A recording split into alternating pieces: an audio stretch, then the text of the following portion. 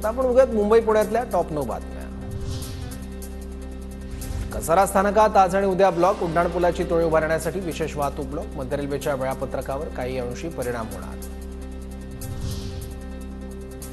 मध्य आणि पश्चिम रेल्वेवर उद्या मेगा ब्लॉक। माटुंगा ते मुलुंड दरम्यान लोकल धीम्या मार्गावर वळवण्यात येणार।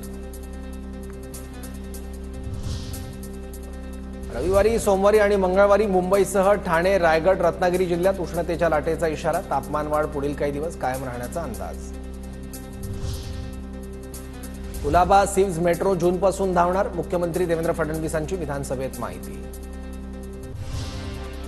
मुंबईच्या सागरी किनारा मार्गावर चोरांचा उपद्रव। या मार्गावर विजेच्या खांबांमधील तांब्याच्या तारांची चोरी। पालिकेच्या कंत्राटदारांची याबाबत पोलीस ठाण्यात तक्रार।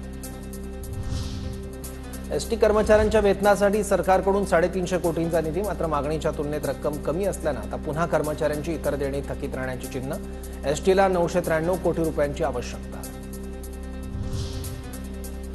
माटुंग्यात सलग दुसऱ्या दिवशी अतिक्रमणावर कारवाई। रेल्वे स्थानक आणि भांडारकर मार्गावरील फुल बाजार परिसरात 29 दुकानं जमीनदोस्त।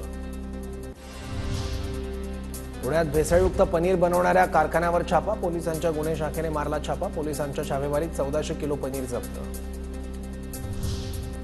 राज्य परिवहन विभागाचा 2019च्या पूर्वीच्या वाहनांना हाय सिक्युरिटी रजिस्ट्रेशन प्लेट बसवण्याचे आदेश।